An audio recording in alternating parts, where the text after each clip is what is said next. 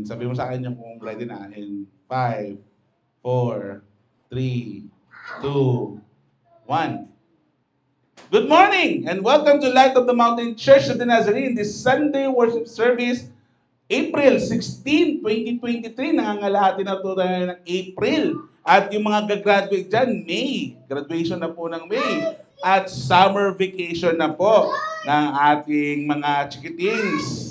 So again, magandang umaga po sa inyo lahat. Masarap magpuri sa Diyos.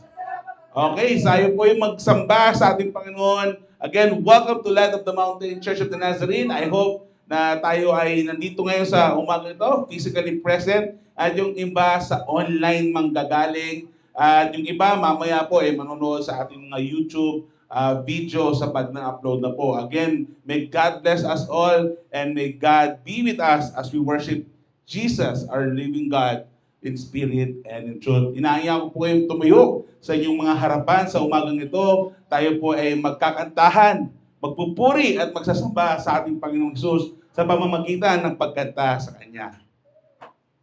So let us sing our first song, This I Believe, the Creed.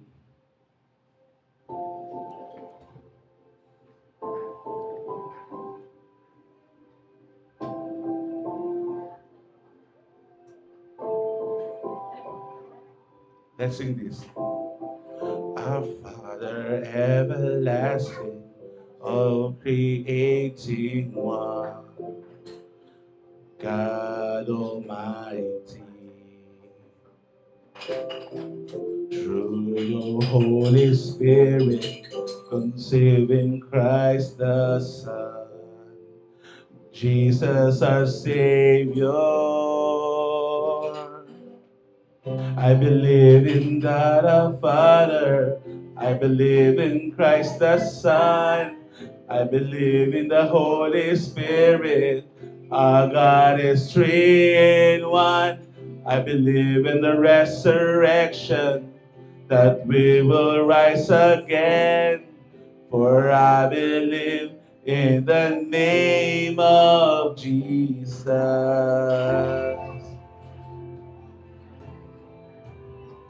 Hallelujah, hallelujah.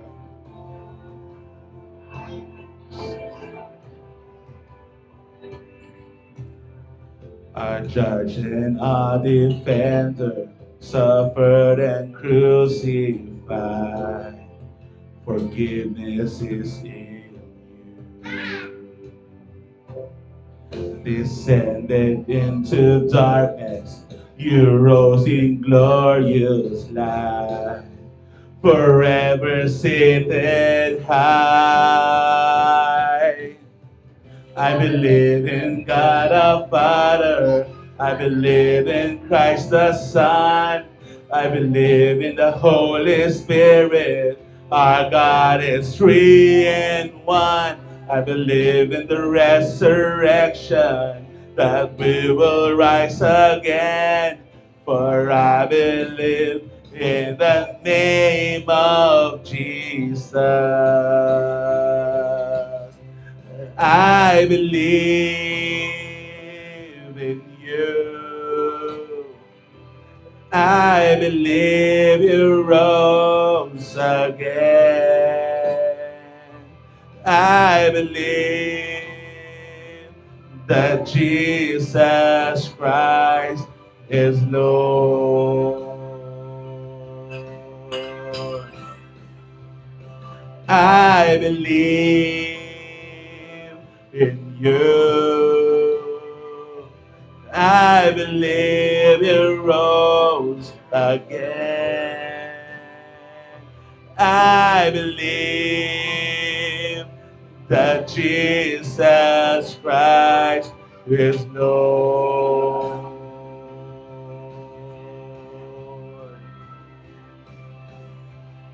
I believe in God our Father, I believe in Christ the Son, I believe in the Holy Spirit, our God is three in one. I believe in the resurrection, that we will rise again, for I believe in the name of Jesus. I believe in God our Father. I believe in Christ the Son. I believe in the Holy Spirit. Our God is three in one. I believe in the resurrection that we will rise again. For I believe in the name of Jesus. For I believe in the name of Jesus. For I believe in the name of Jesus. Hallelujah. Yes, Lord, we believe that you rose again, that you have died in our place on that cross on Calvary so that there may be salvation and eternal life. We love you, Lord, so much. Thank you for loving us, Lord, and for saving us from sin, from the bondage of sin. We give you glory, honor, and praise. In Jesus' name, Lord. Amen and amen. I believe in the resurrection when Jesus comes again. For I believe in the name of Jesus.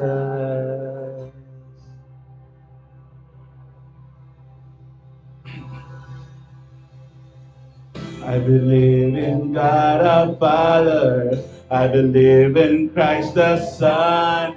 I believe in the Holy Spirit. Our God is three in one. I believe in the resurrection that we will rise again.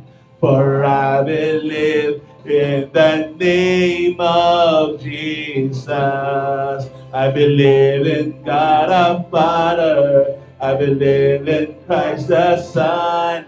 I believe in the Holy Spirit. Our God is three in one. I believe in the resurrection that we will rise again. For I believe in the name of Jesus. For I believe in the name of Jesus. Let's give a clap offering to the Lord. Hallelujah. God is good. And all the time, masarap magpuri sa Diyos. Hallelujah. Hallelujah. Let's sing the next song. Sabi nila, open our eyes. But this is open our eyes in our hearts so that we can see what God is doing in the moment at our lives and the lives of our loved ones. Let's sing, open the eyes of my heart. Open the eyes of my heart, Lord. Open the eyes of my heart.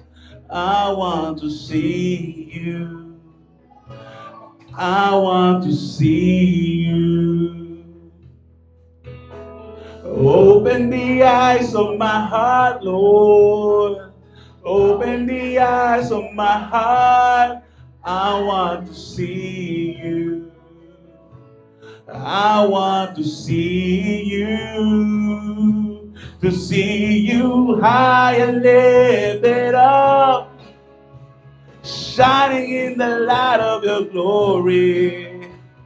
Pour out your power and love as we sing holy, holy, holy.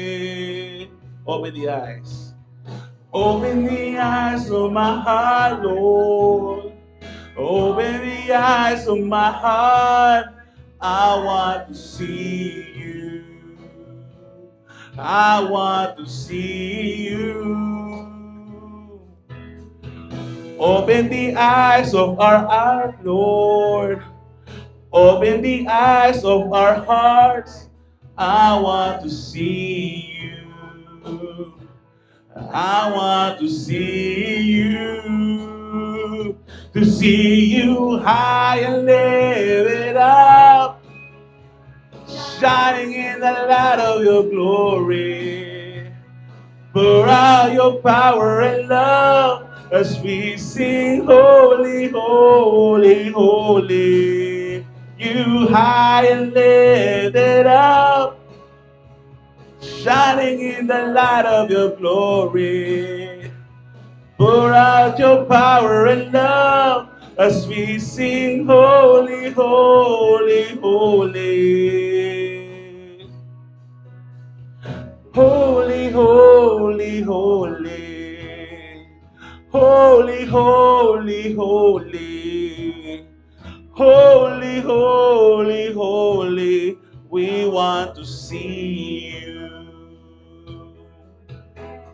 Holy, holy, holy, you are holy, holy, holy. You are holy, holy, holy.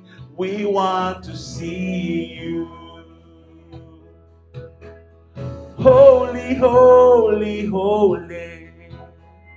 Holy, holy, holy. Holy, holy, holy, I want to see you. Are holy, holy, holy. You are holy, holy, holy. You are holy, holy, holy. I want to see you. Hallelujah, hallelujah. Yes, Lord. In the name of the Father, of the Son, of the Holy Spirit, we want to see you, Lord, high and lifted up. That one day every knee will bow down and every tongue will confess that you are Lord of all. Lord, marami kaming problema, marami kaming hinaharap, marami kaming pinagdadaanan, and sometimes we want to quit. Sometimes we want to say, I give up. But Lord, we are thankful and grateful because you love us so much that you yourself help us in our darkest time, in our anxiety, in our depression, in our lonely state. When we are lost, you were there. Lord, thank you for loving us, Lord. Kahit na basura kami, madumi, makalat ang buhay, maraming problema, ay minahal niyo pa rin kami. You still choose to die on the cross for us. So Lord, we are so thankful for the love that you have given. May you bless my brothers and sisters in Christ right now. Bless their family. Bless their physical, mental, financial, social, emotional, spiritual health, Lord. May you bless their work. May you bless their businesses. May you bless their studies. May you bless their relationship. May you bless us, Lord Jesus, so that we, as a church, may bless others as well. Lord, give us the strength and the opportunity to serve you more. Lord, we give you our life, our time, our treasures. And we love you so much, Lord. Bless our service this morning. Bless our speaker this morning. And may bless the people this morning. We give you all the glory, honor, and praise. In Jesus' name we pray. Amen and amen. May we remain standing for the reading of the scripture.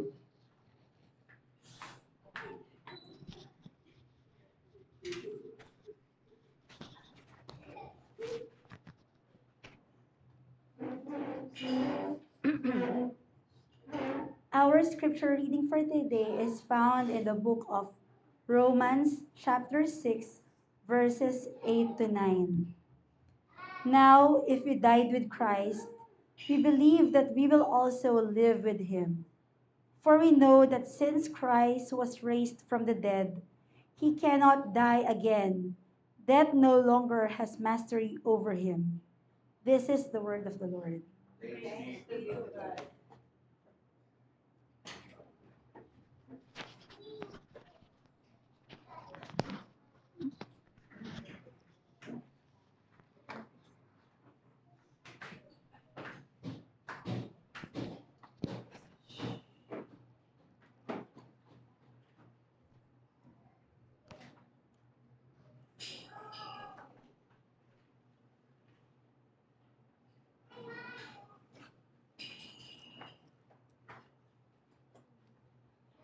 Hello.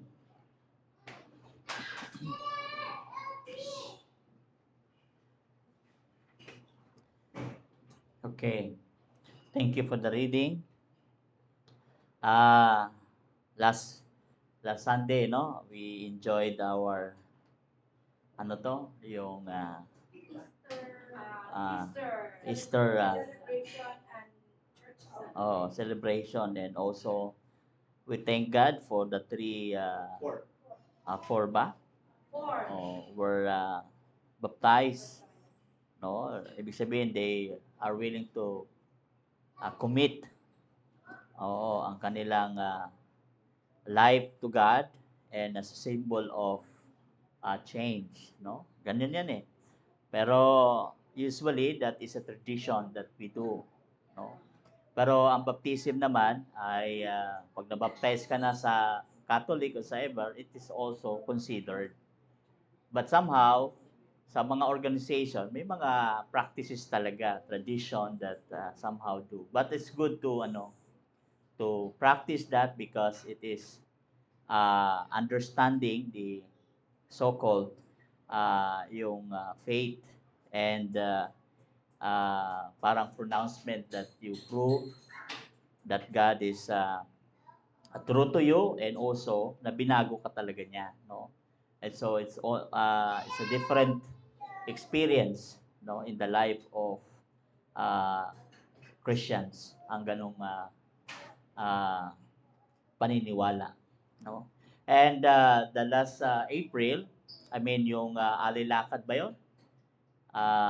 Prove that their faith, uh, and their belief is still ano pa rin, na madami pa rin naniniwala at well, hindi natin kino-question 'yon. That is their faith, no, na kailangan bigyan natin ng honor and also respect kasi they prove that uh, they believe on what they believe, no? So sa ating mga Christians ganun din. That's why when we think about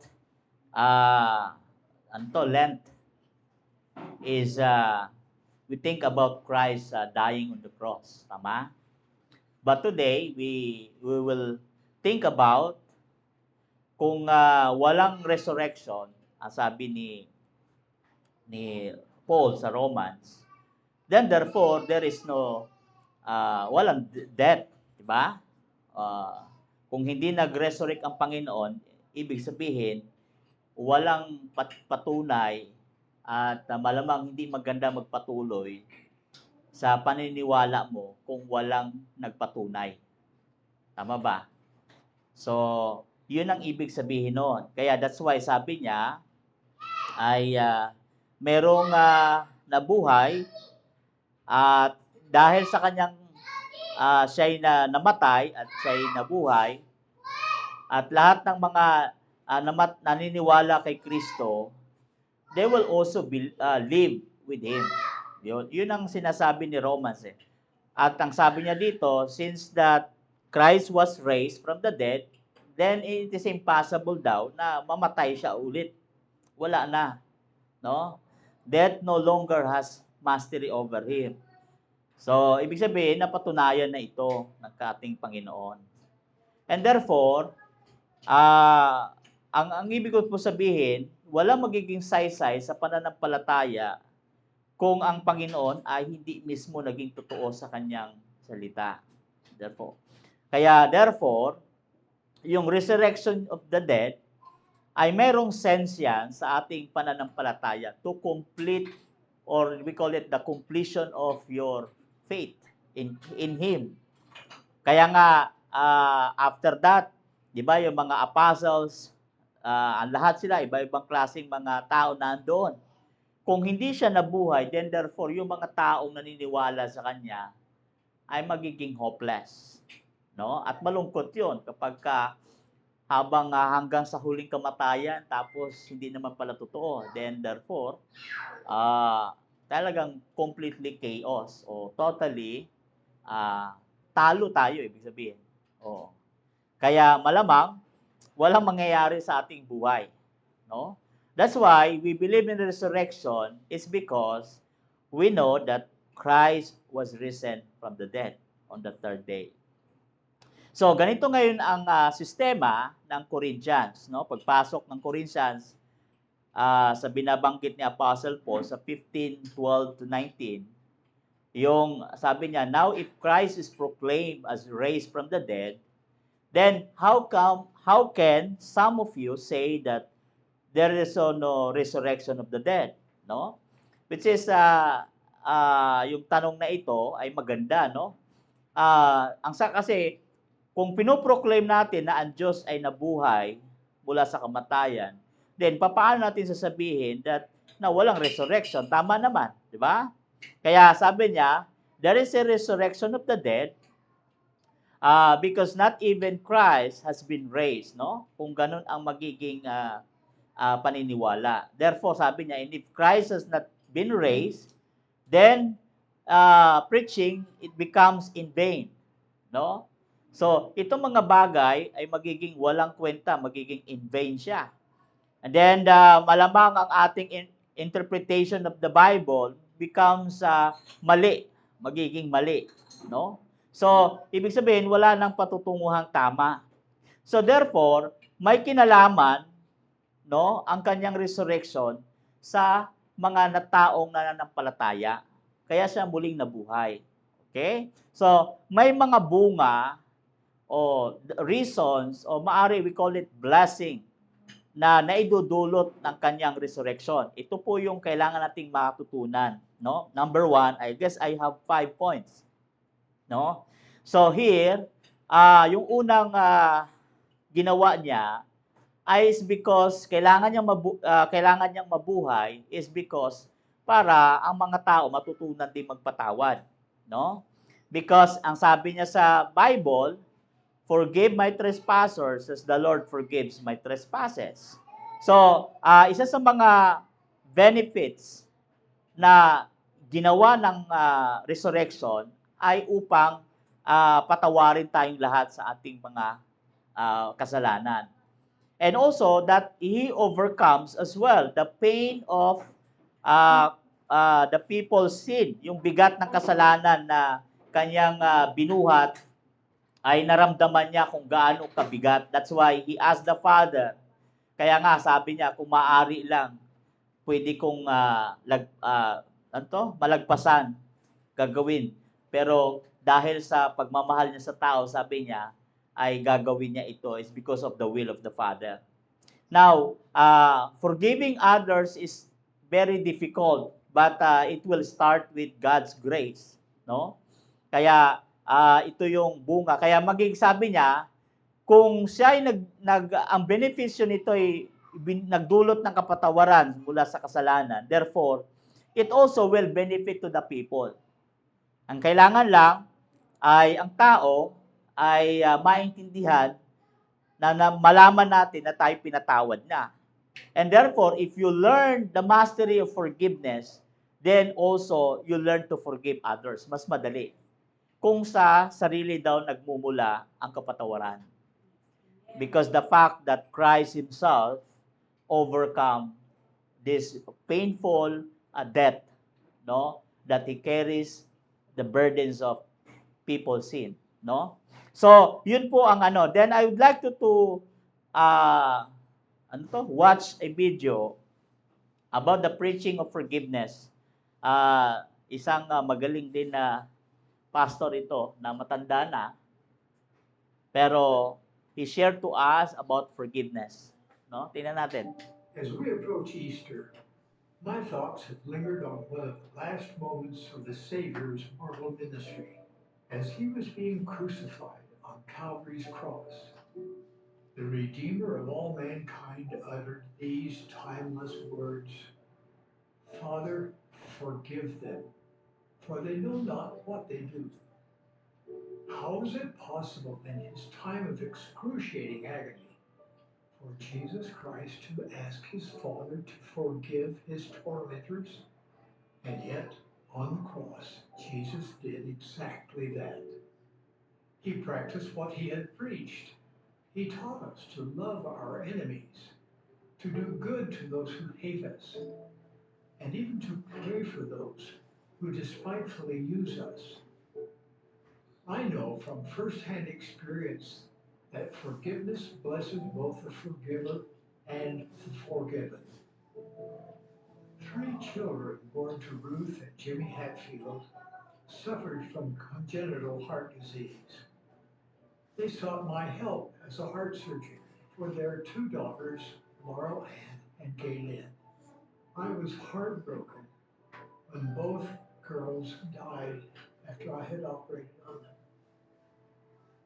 Understandably, Ruth and Jimmy were shattered, and they blamed me.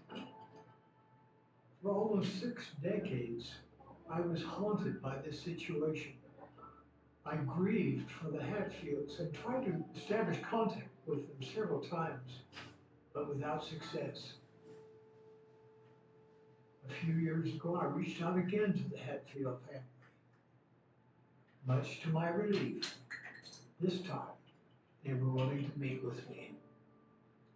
On bended knee, I poured out my heart to them.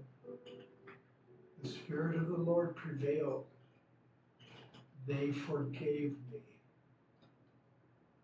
And it proved to be a turning point in their lives and in mine. Now I treasure the friendship I share with the Hatfields. Just think about their courage and humility.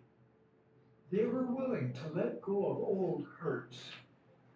The Spirit of forgiveness released them from burdens they had carried for nearly 60 years.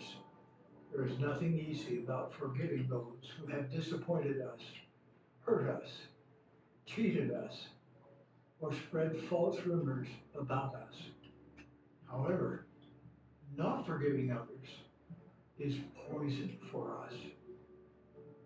Grudges weigh us down. Angry disagreements separate us. Animosity and hatred can divide families. And yet, the Savior's counsel is clear. If ye forgive men their trespasses, your heavenly Father will also forgive you. Forgiving others does not mean condoning sinful or criminal behavior, and it certainly does not mean staying in abusive situations. But when we choose to forgive others, we allow the Lord to remove the poison from our souls. We permit Him to soothe and soften our hearts so we can see others, especially those who have wronged us, as children of God and as our brothers and sisters. Every Easter, we rejoice in the resurrection of our Savior Jesus Christ. He is the epitome of forgiveness. My dear friends, I invite you prayerfully to consider Okay if na. there is someone whom you should Okay forgive. ka. Okay na. Will you free yourself from a grudge you may be harboring? Okay, if you heard the sermon, di ba? Ah, siya yung nag-opera, pero namatay.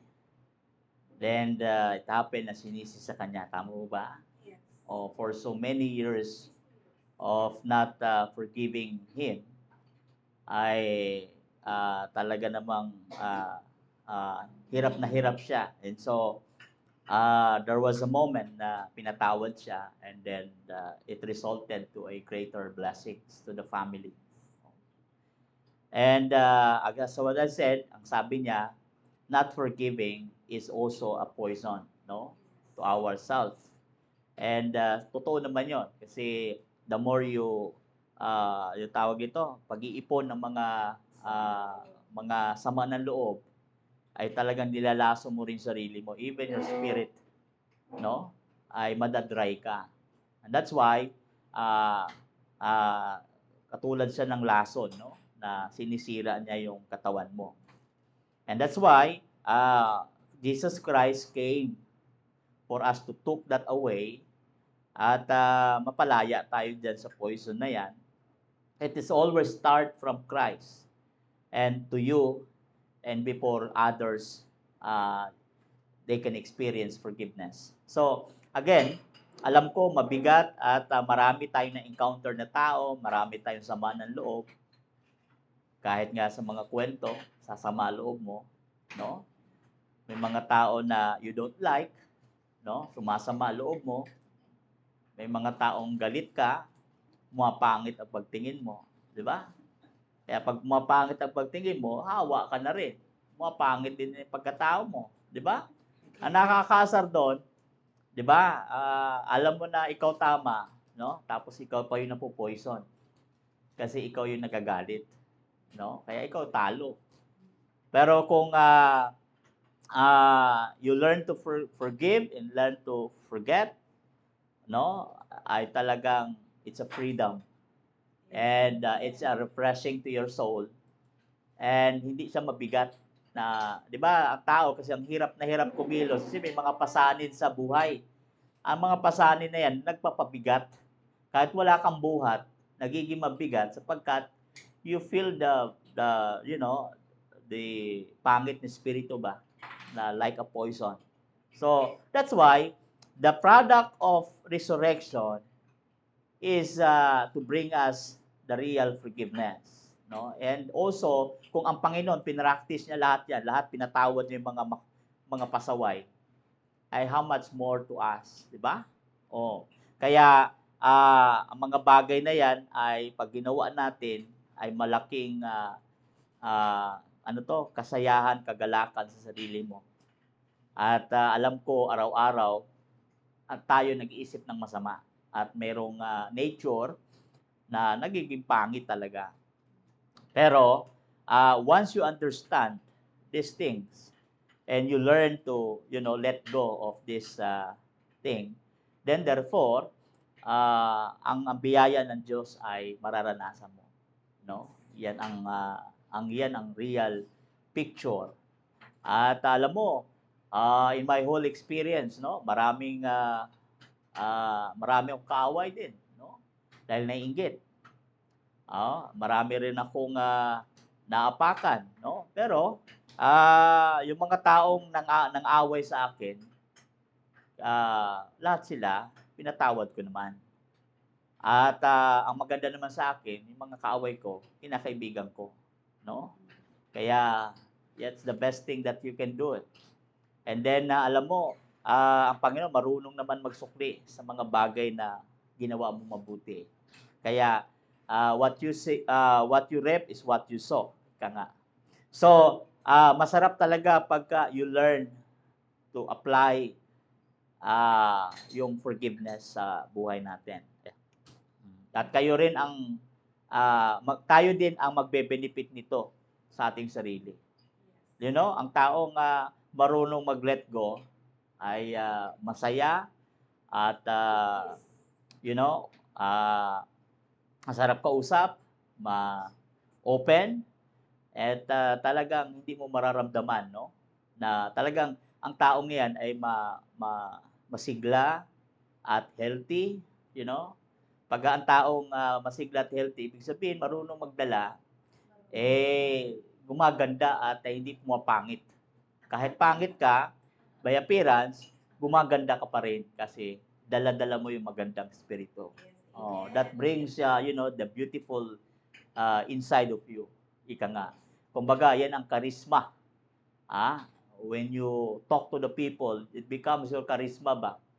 Pagka kaibigan mo lahat ng tao, mabilis ang blessing sa iyo ng pagkapala. It may come. Unlimited.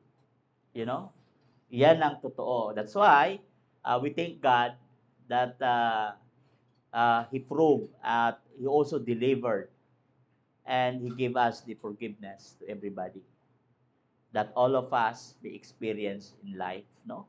Kaya not forgiving others again is a poison to ourselves, no? Kaya nga forgiving is always a freedom to yourself. 'Yon ang maganda. Another point of view to understand about resurrection is also yung pag-restore niya ng ating pananampalataya because during the time that they journey with the apostles, some of the apostles do not believe. No? In fact, si Thomas the doubter pa nga ang sabi niya, kahit na nabuhay na ang Panginoon, sabi niya, hindi sapat na yun. Sabi niya, gusto ko makita yung ebidensya. So that's why Jesus Christ came, no, bago sa umakyat sa langit. pumunta muna sa kay Thomas. At sinabi niya kay Thomas, ayon sa kwento, look at my hands. No? And so yung nakita niya, yung kamay niya, doon na nagising yung kanyang pananampalataya. And he restored that kind of faith na nawala kay Thomas the doubter. Tama po ba? Yes. And that's why, ang pananampalataya, nawawala talaga ito araw-araw. Hindi sapat ang kaisipan na you believe. It is, ito dapat ay prinsipyo at ito dapat ay laging gising, laging buhay sa iyo, lalo na kapag may circumstances, no? Alam mo, napakahirap pala kasi ito experience ko ito, no?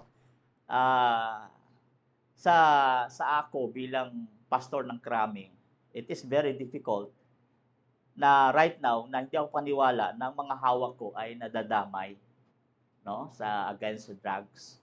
Bagay, nakapublish na ito, kaya I'm not afraid to brought out here. And yung Philippine Drug Enforcement Group, ay hawak ko yan for so many years.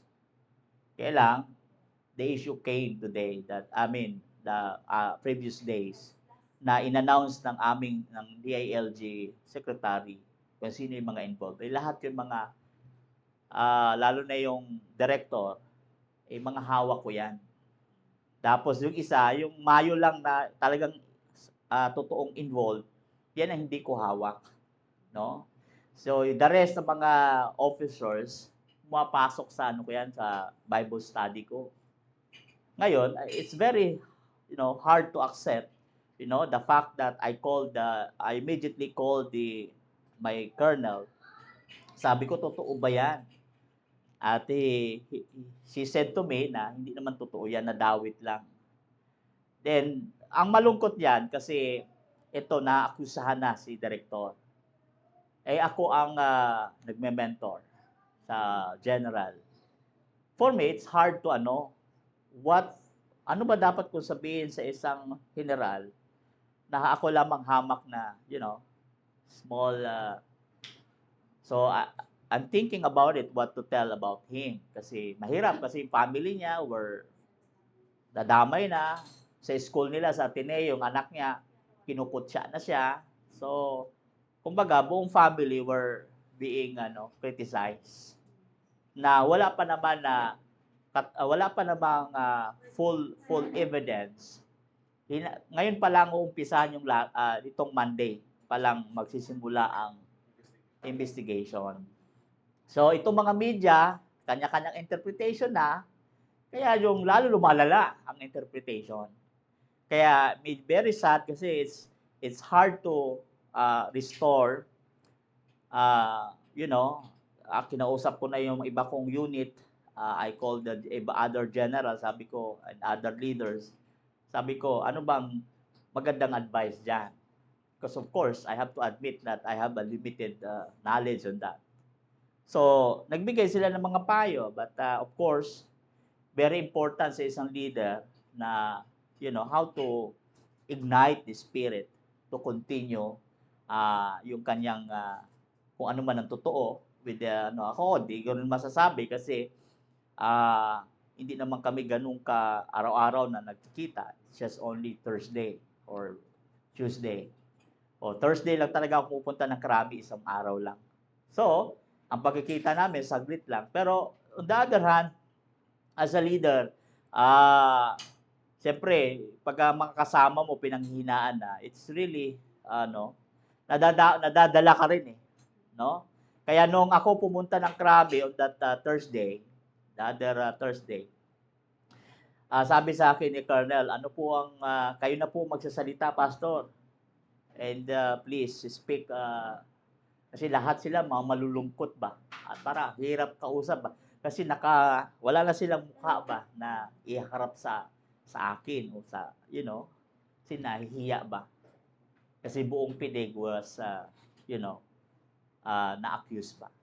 So, in other words, I came there, stand before them, I do my role, I prayed, I speak konti lang. to just, encourage them. And sometimes, very hard, no? Pagka may mga circumstances na ganyan, ang hirap, no, na pagtibayin lalo ang kanilang pananampalataya. And I think to consider what Jesus Christ experienced, no, bilang tao, ay nahirapan din siyang dalhin ang mga taong maniwala sa kanya, no? And it's very hard, no? Into the last minute, no? Kahit na last minute na, may mga tao pa rin na talagang was criticized him. Not again, no? Sa pananampalataya natin, minsan naman sa totoong buhay talaga nawawala 'yan. Lalo pag may mga karanasan ka. Sometimes you question God. Oh, sometimes you don't like what is happening around you. No? Kaya nagagalit ka because you don't like it. No? But the most important in our faith is always hearing the word of God as the powerful, and to spark your faith is another thing. But kailangan laging kailangan doon mo makikita ang pananampalataya mo sa mga pagsubok, no? At doon mo pwedeng pag-usayan ito sa iyong mga karanasan. So, I guess what helped us in our faith is always, magkaroon lagi kayo ng salita ng Diyos, yung mga verses na maari mag-inspire sa inyo sa bawat araw. And then another thing that could help is you learn from people of faith, yung mga taong kagaya natin may mananampalataya at lagi mong kausap, siyempre pinag-uusapan doon yung pananampalataya din nila. And also helping us to boost your faith, no? Kapag ang kausap mo ay may pananampalataya din. Lalo na may mga ilang kausap ako mga pulis na talagang very strong ang faith din. At minsan ang sarap kausap ang mga colonel kasi malalalim na sila sa Bible. Tapos kinukwento na nila yung mga story, narrative of the Bible. And it's really interesting, no? To learn from each other. Kaya ang tawag doon palakasan, no? And sometimes sa PNP dumadalaw ako kaunti pero we shared only a little. Kasi ako pag nagsalita hindi tumatagal ng 15 minutes doon sa krami. But I make sure that the message should be na kailangan may laman, no? To make them start the day beautiful. Kasi may mantra kami na life is beautiful. Yan ang kuwan namin sa PNP. Kaya dapat maranasan nila na ang buhay ay maganda, no? At bilang Kristiyano, dapat maranasan din na magandang buhay sa pagiging Christians, no? Kaya nga may mga words of wisdom, kung may circumstances, ginagamit natin 'yan para i-apply, no? Hindi para pahirapan ang ating sarili, no? Kagaya yan, may pananampalataya mo, minsan nawawala 'yan, no? Kaya ako I very strong of my faith, no? Kasi matagal na ako sa ministry. Nadaanan ko na ang hirap ng gawain sa Panginoon, no? Nung bata pa lang ako, nag-evangelize na kami, andoon na yung hinahabol kami ng itak. Doon sa Baguio. Kasi sabi niya, wrong timing kayo, pagbukas namin ng pinto, may itak na. Gaganon pa lang kami. Mag-start pa lang kami, wala. At takbuhan kami, ganyan. Kaya, dami ko ng experience. Minsan, yung mga pagkain na hindi mo dapat kainin, minsan may pagkain na marumi. But you have to take it. Kasi, hindi mo hinayaan silang ma-offend. So, you have to be with them in context, no? Ayan. Lalo na yung mga sa Highland, yung mga raw food. Hindi ako kumakain. Na ano ako. Kailangan kumain kasi andyan sila, ino-operan ka. Offend sa kanila yung pag di tinanggihan mo, offensive yun sa kanila. Kailangan mong kainin. Nakain ko yun, kahit di ko kaya. Kasi yun ang culture. In order for them to really to enjoy and to be with them, kailangan may adapt po yung kultura nila. O, ganyan. Kaya mahirap. But those things are, nung naisip ko yan, mahaba-haba na palagi journey ko riyan sa mga ganyan. And also, you have to identify what you believe, no? Kasi may mga bagay na maaaring hindi mo nakakahadlang sa pananampalataya mo, yung pala, kasi hindi mo ma-address kung anong klaseng, what kind of faith you believe. No, minsan may mga paniniwala tayo na minsan hindi naman natatama talaga sa layunin ng Panginoon. And you have to correct that. And also, you have to confirm because the Holy Spirit of God is also working in our midst. Oh, kailangan 'yon. Kaya nga hayaan natin ang banal na espiritu ang kumilos para sa ating kahinaan. Kailangan lang you experience the grace of God upang maranasan mo yung paggalaw niya. So, in other words, kailangan kaya ang resurrection ay nangyari upang ang pananampalataya yung maging buo. Even the preaching, even what you believe is solid because God resurrected. If not, then sabi sa Corinthians, it is in vain. Na magiging walang kwenta ang mga bagay-bagay na paniniwalaan nyo. Even the Bible, you don't believe because Christ did not resurrect. And so therefore, Christ resurrected because to restore our faith. Na hindi magiging walang kwenta, kundi maging kapaki-pakinabang at magpapatibay ng ating foundation to continue what you believe. Kaya kung manghina ka sa paniniwalang yan, ay malamang ikaw ay nawawalan na ng pananampalataya. No? Kaya that's why when our director, I texted him many times. Kaya kami, madalas kami nagtitext. At sabi ko na lang kay director, sabi ko, I'll be always praying for you. No? Even our chief PNP, that on Monday, today at tomorrow, he will be interviewed para sagutin yung mga accusations against PIDEG and his command. No? Ang masakit niyan, pa-retire na siya next week, sasabit pa. No? Yan ang masakit, no? Na katotohanan because of command responsibility. Sa PNP lang po yun. So, kaya palagi siyang, please, Pastor, pray for us, no? The things that mailabas yung katotohanan. Kaya, we've been praying for him, no? Kung naririnig nyo na yung announcement, ang pangalan niya, General Narciso Domingo, yun po yung nanu-news sa TV. Hawak ko po yung office niya.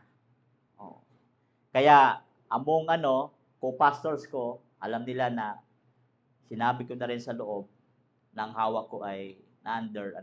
Ang panalangin na lang nila sa akin, Pastor, I've been praying na hindi mahiwalay hindi mawasak yung bahay ng PIDEG.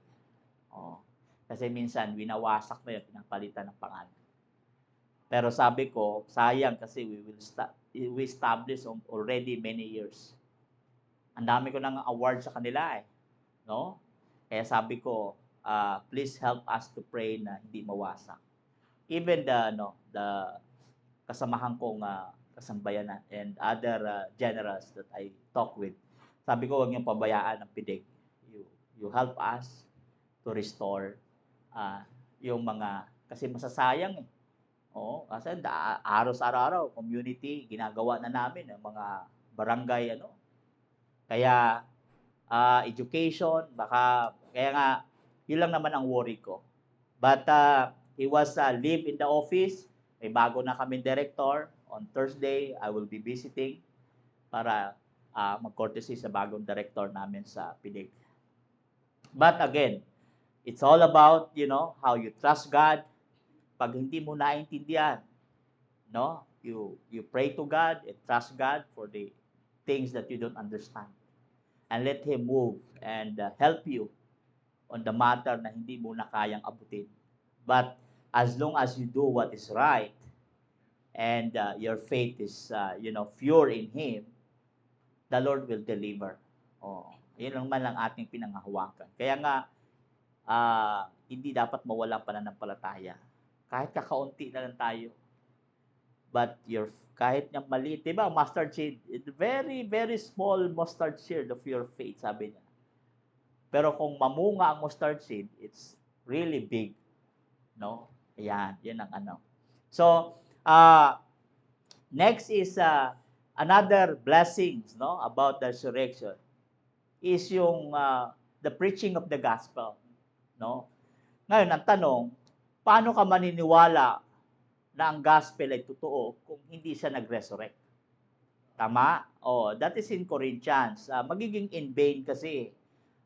Sabi niya, verse 14 ng chapter 15 ng 1 Corinthians, sabi niya, if in Christ has not been raised, then our preaching is in vain, and your faith is in vain as well. So, and then sabi niya, verse 15, we are even found to be misrepresenting God because we testified about God that He raised Christ, whom He did not raise. And if it's true that the dead are not raised, 16, for if the dead are not raised, not even Christ has been raised. And if Christ has not been raised, your faith is futile, and you are still in your sins. Oh.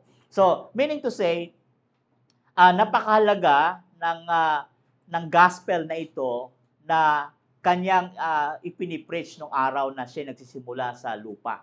'Di ba? Ngayon, kung hindi siya nabuhay, then yung gospel na yan becomes not reality. 'Di ba? So, kaya ang preaching, kaya yung gospel niya, pinibahagi niya, kasi in only for us to prepare and for us to understand na itong sinasalita niya ay magiging totoo. Kaya noong nabuhay siya, that is becomes the gospel. Yung ang pinipreach natin, when we talk about gospel, yung iba kasi hindi naintindihan ng gospel eh, no? What is gospel, no? Sabi nila good news. What is good news? The gospel, no? Ang totoo, namatay ang Panginoon. He died. We call it atonement. No, He died on the cross. He died. He atoned Himself. Inalay niya yung sarili niya, no? At ang gospel doon ay yung nabuhay siya, no? At naging totoo lahat ng mga ginawa niya.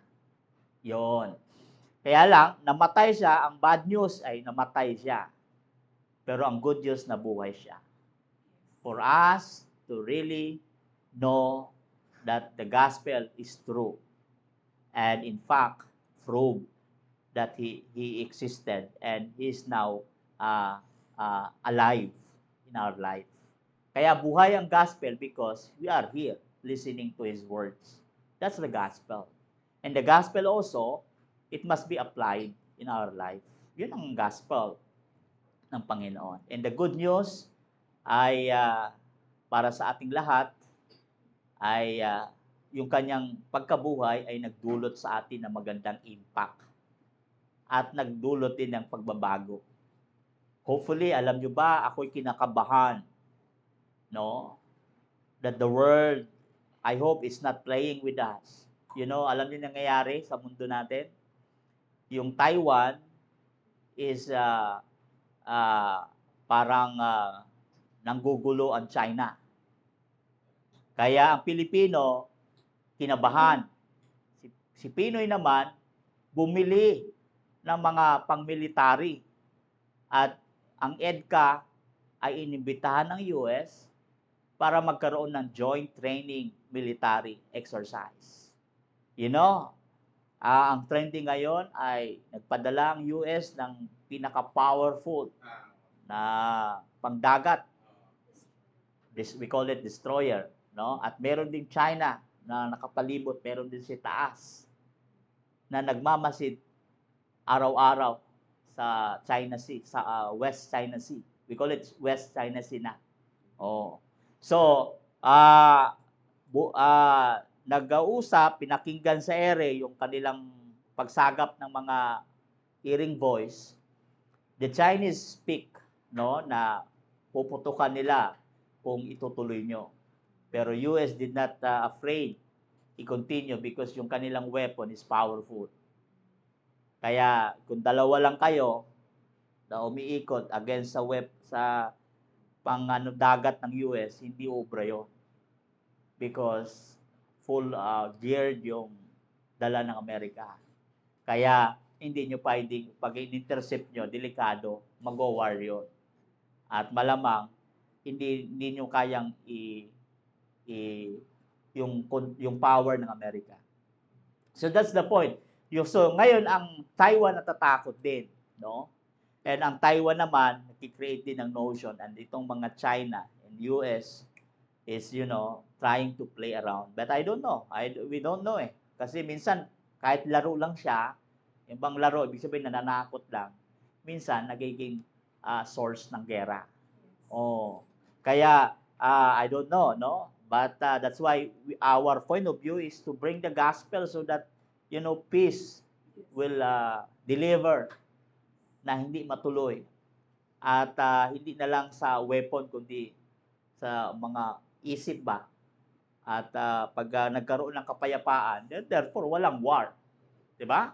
Oh, 'yan kasi yung ating point of view.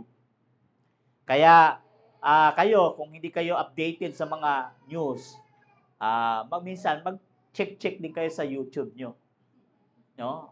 Oh, kasi may nangyayari pong hindi maganda sa Taiwan and China and US. Oh, kaya nga po tayo pinapatibay ng ating weapon para itong China ay hindi na ibubuli ang Pilipino. Oh, kasi ngayon hindi mo na pwedeng bulihin kasi we have the most powerful weapon, yung pang-destroy ba. Hindi mo kaya, pang-taas nga lang eh. Dalawa kasi pinadala ng Amerika, pang-taas at saka pang-baba.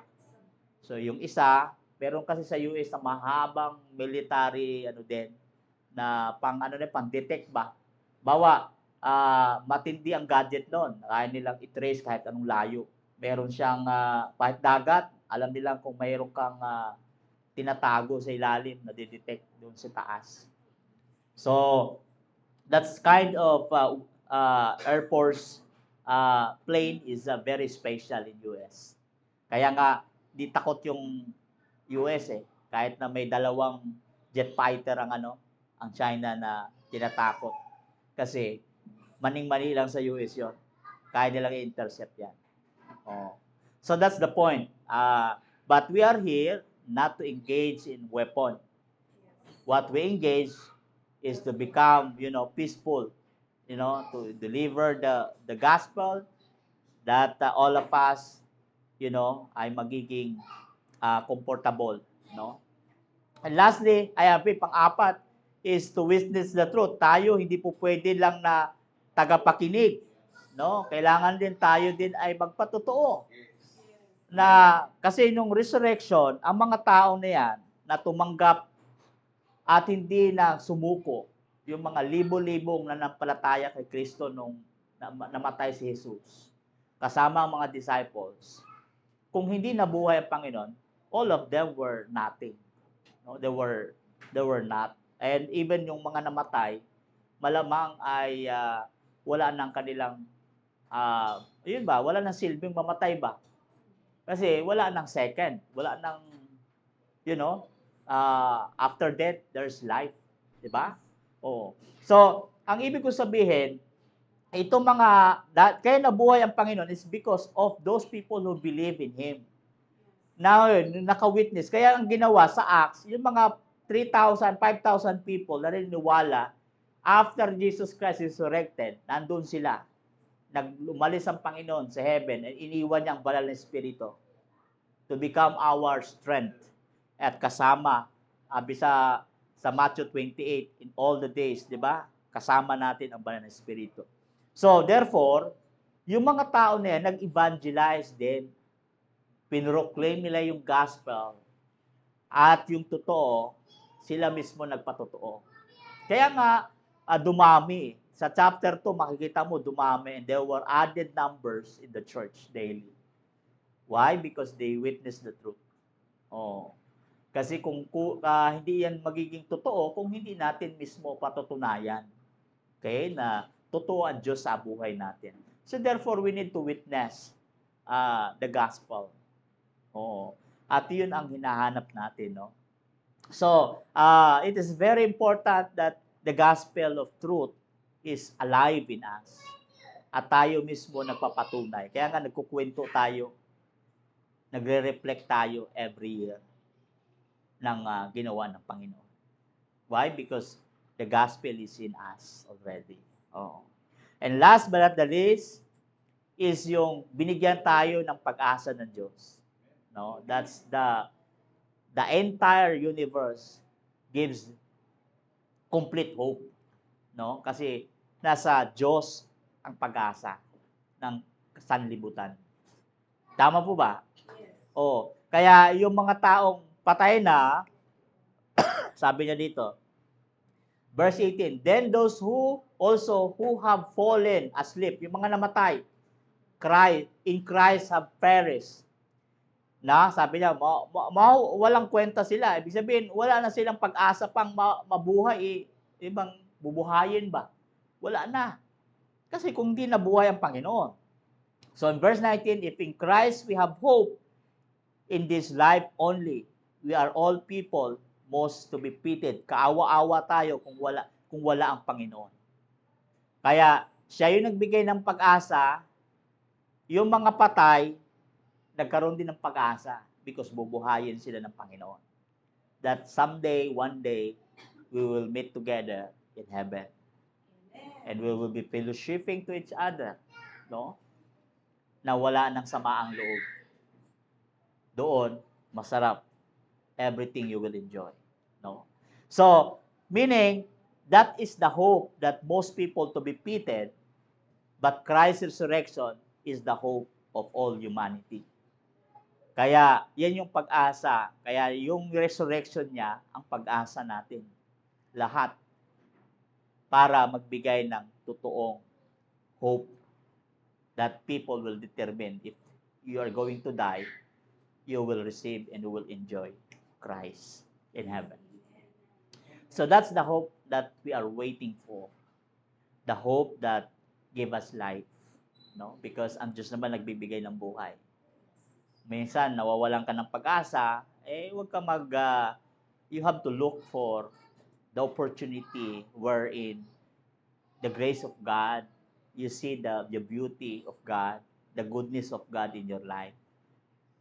So that, pagka finid mo yon, ay lagi kang may pag-asa, lagi kang di ba pagka gumising ka ng full ka ng hope, di ba? Para kang masigla palagi, di ba? Kasi, ano ba yung pag sa coffee shop yung carpe diem. Carpe diem. You know that word? Carpe diem. Yung carpe diem is another day. It's another day of hope. Oh, it's a mindset. Kapag punta ka ng coffee shop, may nakalagay doon carpe diem. Oh, it's another day.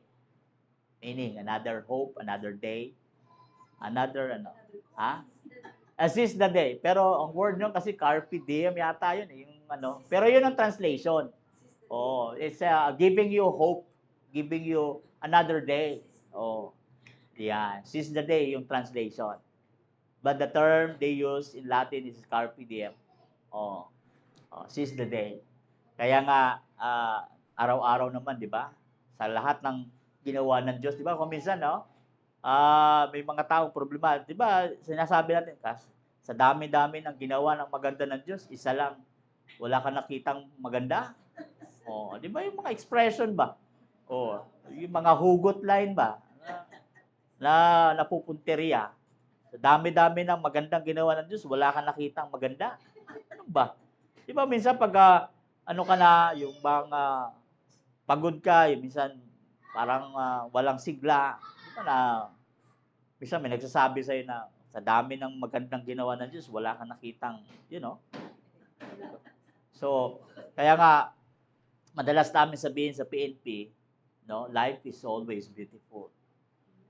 When you understand how God works in life, your life is beautiful, no? And it's not been perfect, but it's perfect because of God's grace. Oh, kasi pinupunan niya yung mga kahinaan mo. Oh, yun ang maganda sa Panginoon. If you really longing for him, you seek for the truth, then the grace of God will intervene at ipapadama niya yun. Oh, with the help of the Holy Spirit. Yan. Kaya, we are rejoicing because God resurrected.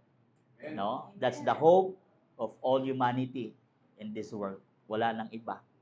And all the queries, all the doubts, and everything you have in mind is you find that in the resurrection of God. And it's completed. No? Na lahat yan ay binuhat, dinala ng pagkabuhay ng Panginoon. Kaya lahat ay naging totoo. Kaya lahat ng pagdududa, yung pananampalataya nyo, it was proven with His resurrection. And that's what we come here in the church. We worship Him because God is alive. He is risen in all of us today. I hope makita din sa pagkatao natin ito na ang Diyos buhay. No, hindi patay. Kasi minsan tao patay eh. Oh, kala mo tinamaan ng bagyo. Diba? Mga expression. Kala mo walang nakitang pag-asa ba? Laging mabigat. No? Dapat sasabihin mo, Diyos ay buhay. And therefore, buhay ka, alive, kicking every day. No? Hindi yung nakatuong ka sa problema. Tumuong ka sa resurrection ng Panginoon. And everything comes perfect.